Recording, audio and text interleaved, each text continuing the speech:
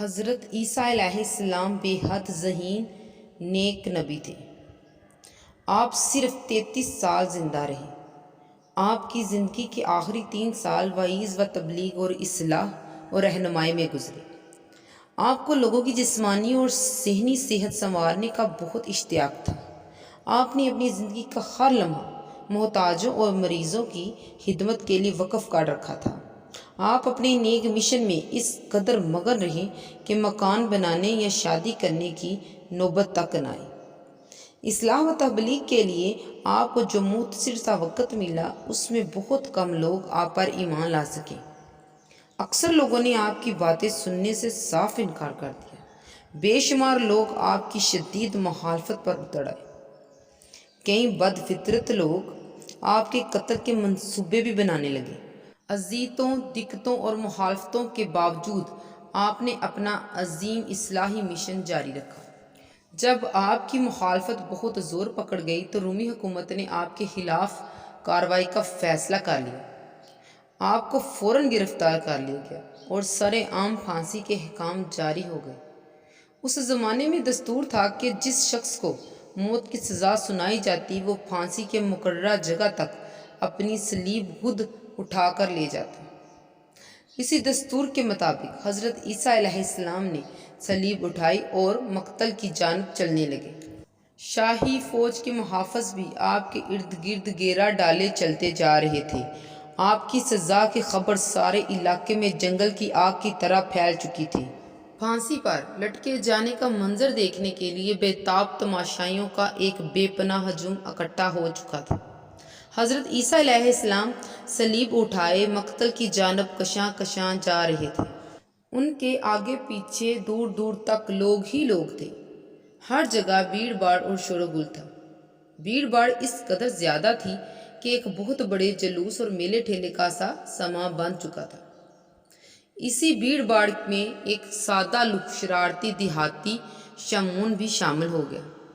ظاہری شکل و شباہت میں اس کی صورت حضرت عیسیٰ علیہ السلام سے بہت ملتی جلتی تھی۔ محض تماشے اور ہنسی مذاق کی خاطر شمعون ان لوگوں میں گل مل گیا جو حضرت عیسیٰ علیہ السلام کے قریب چل رہے تھے۔ گاہے گاہے بڑھ کر شرارتی شمعون عیسیٰ علیہ السلام کے بالکل سامنے آ جاتا اور آپ سے طرح طرح کے مذاق کرتا۔ بڑھتے بڑھتے اس نے آپ پر آوازیں کسنے شروع کر دی اور آپ کی نقلیں اتارنے لگا۔ دیہاتی شمعون اس ہنسی مذاق سے خوب لطف اندوز ہو رہا تھا، مگر محافظ دستوں کو یہ بات قطعی پسند نہ تھی۔ وہ اس سے کھینچ گئے۔ انہوں نے اسے سختی سے ڈانٹا مگر شمعون شرارتوں سے پھر بھی باز نہ آیا تو محافظ گرمی کھا گئے۔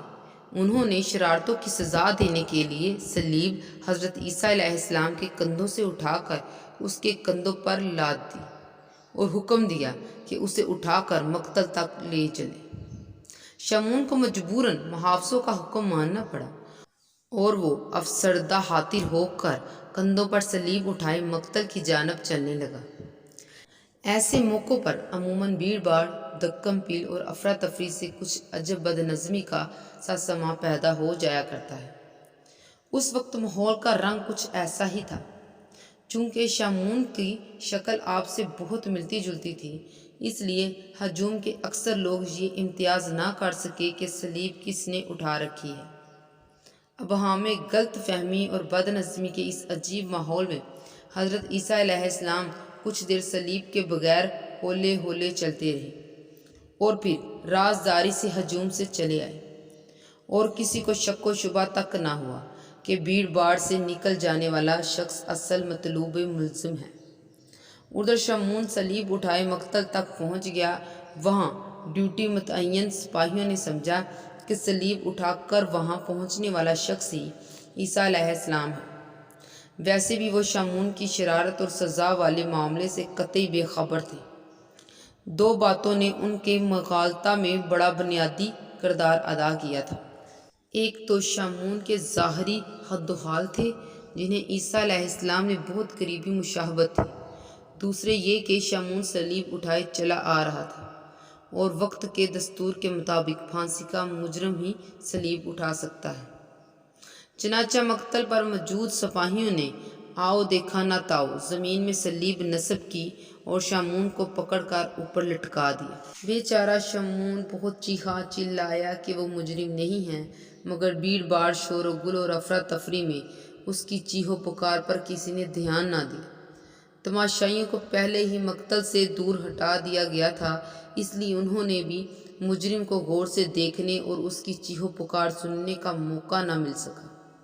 گہما گہمی، دکم پیل اور شور و گل میں اس قدر زیادہ ہو چکا تھا کہ کسی کو پتہ ہی نہ چل سکا کہ حضرت عیسیٰ علیہ السلام محافظوں کی زد سے صاف نکل چکے تھے، اور یہ کہ ایک شرارتی دیہاتی کو اپنی حرکتوں کی بہت سخت سزا مل رہی تھی۔ حضرت عیسیٰ علیہ السلام کو اللہ تعالیٰ نے آسمان پر زندہ اٹھا لیا اور شمعون کو اس کے کیے کی سزا مل گئی۔ جو کسی کا برا چاہتا ہے تو اللہ اس کا خود برا کرتا ہے۔ وہ کسی کا مذاق اڑاتا تھا تو اس کا خود کا مذاق بن گیا۔ اللہ تعالیٰ ہمیں اور آپ سب کو اس فتنے و فساد سے بچنے کی توفیق عطا فرمائے۔